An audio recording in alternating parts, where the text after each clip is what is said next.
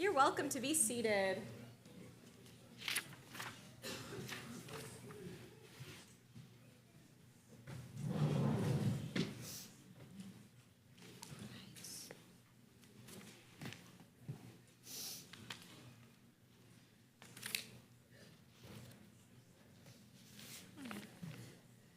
Before we continue with some learning, let's turn to page 63. If you didn't have a chance to count the Omer last night, now's your chance to fulfill the mitzvah. We're not going to do it with a blessing, but today is the day the day that's 4 times 4, the day after 15. Actually, we're on page 66 of our Siddur. Let's count in the Hebrew and in the English. Hayom Shisha Asar Yom Shehem Shnei Shavuot Ushnei Yamim La Omer. And in the English, today is 16 days, 2 weeks and 2 days of the Omer. Shabbat Shalom and Chodesh Tov. Just a couple of weeks ago, we experienced a Passover Seder in which, as the rabbis of the Mishnah teach, we move from ga'ava to shevach, from disgrace to praise. Arami oved avi, we begin. My father was a wandering Aramean. He went down to Egypt with meager numbers and sojourned there, but there he became a very great and populous nation. We cried to Adonai, the God of our ancestors, and God heard our plea and saw our plight, our misery, and our oppression. Adonai freed us from Egypt by a mighty hand, by an outstretched arm and awesome power, and by signs and portents bringing us to this place, giving us this land, a land flowing with milk and honey. We begin our Haggadah as wanderers, we continue as slaves, and then finally we reach our sacred land.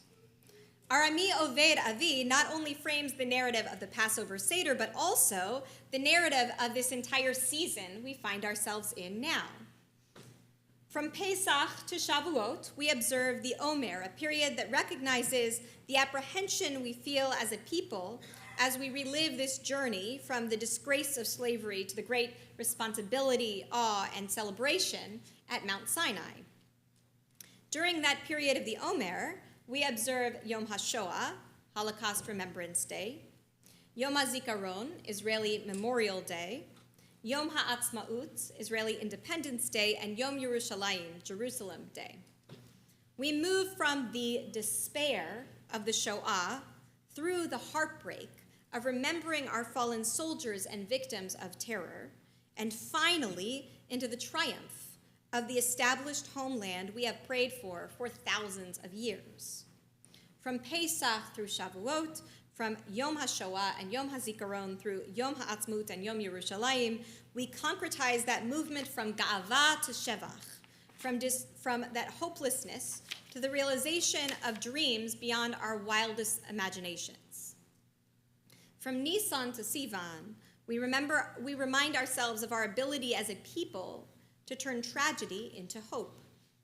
We have prevailed, we have moved the needle, and we can and must continue to do so time and time again. For those for whom a refresher on history and practice might be helpful, and I know it was for me this year, Yom HaShoah is more formally known as Yom HaZikaron LaShoah VeLaGvura, or Holocaust and Heroism Remembrance Day.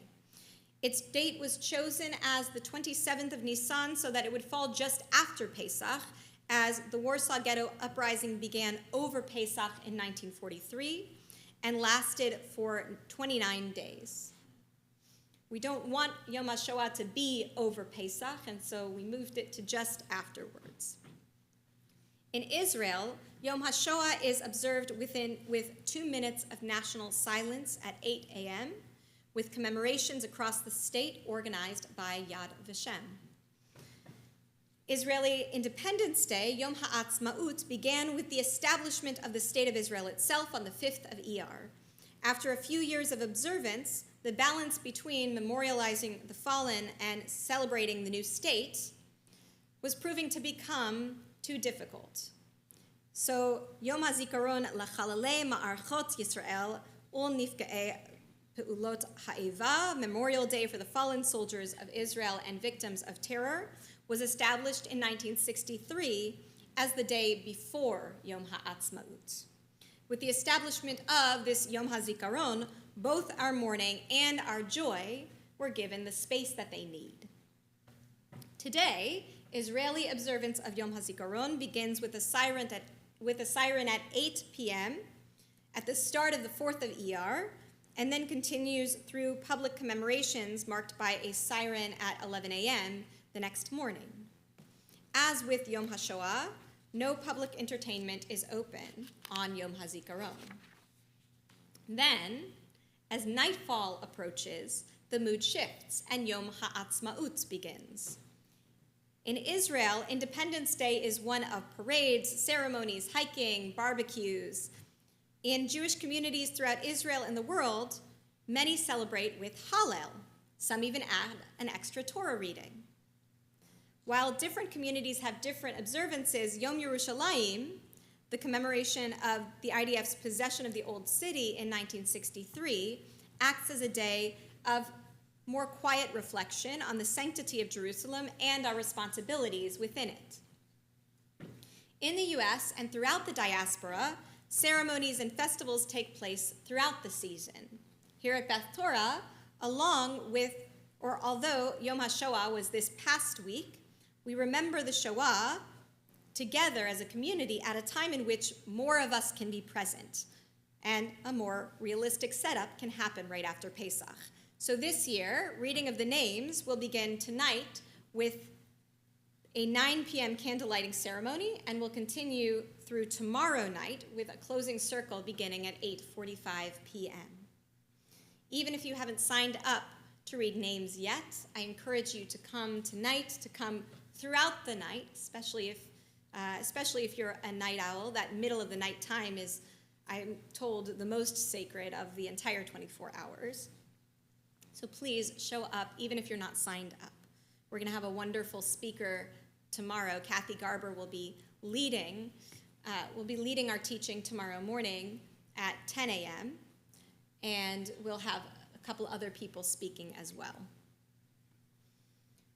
With Yom HaZikaron, for Yom HaZikaron, Dinah today helped us remember the fallen in honor of our commemoration. And then today, all mingled together, we'll continue into some Yom HaAtzmaut celebration with our sisterhood lunch after services. Then, this Wednesday evening, we'll have a family-friendly Yom HaAtzmaut celebration. Our Jewish Federation is holding a Yom HaZikaron commemoration this Monday night, April 20th, and then we and many others are participating in the JCC's Yom HaAtzmaut Festival next Sunday afternoon, April 26th. Each and every year, in which we commemorate this journey from Pesach to Shavuot, from Yom HaShoah to Yom HaAtzmaut and Yom Yerushalayim, we celebrate in a different context. This is a year in which we carry the reality of rising anti-Semitism.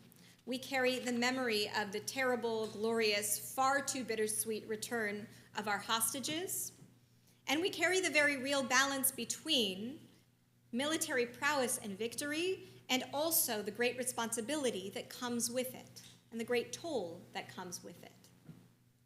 Together, as we carry that strange mix of ga'ava and shevach, we must commemorate and we must celebrate in community in order to make sense of it all.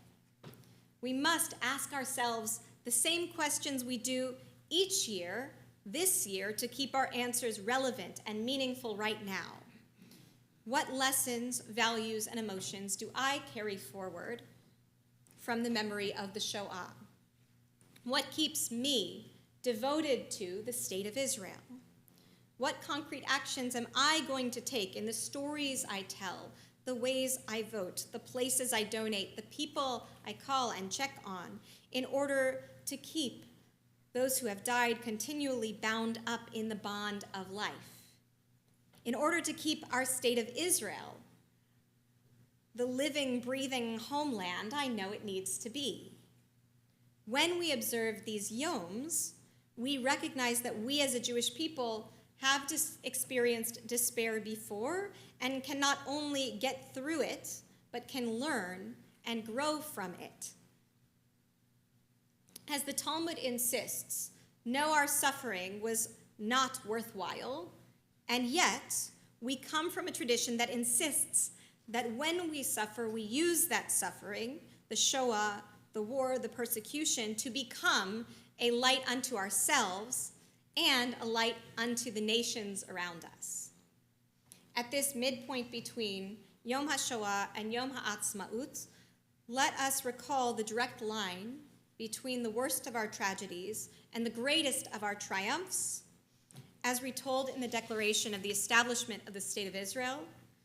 You can find it in our Siddur on page 449, and I'll read just a few paragraphs.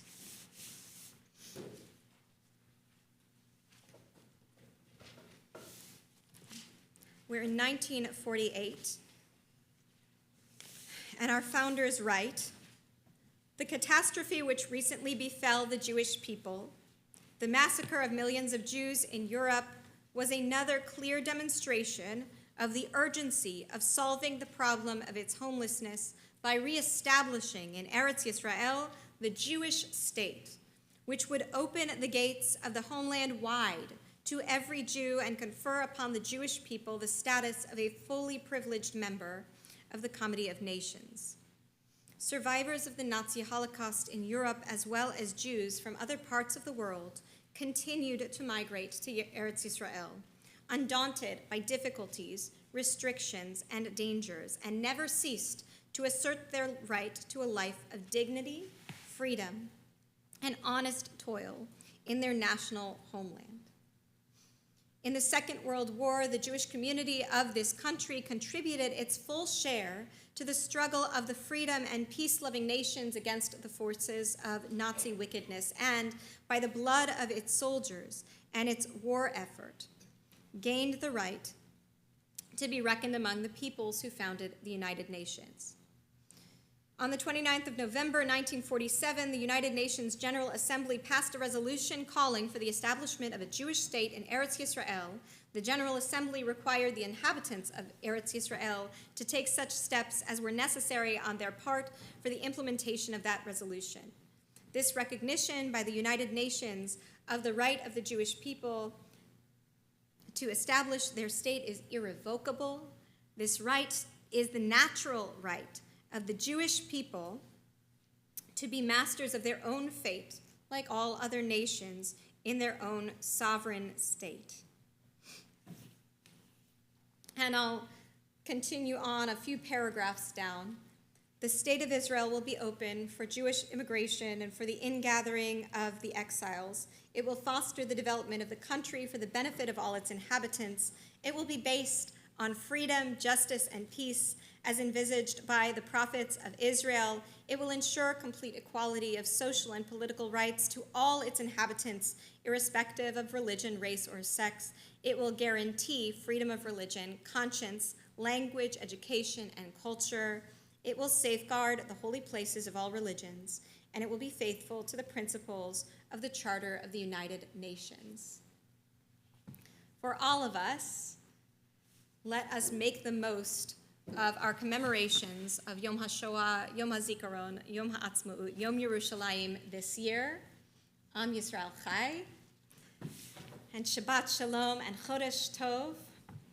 Thank you for learning and celebrating with me today.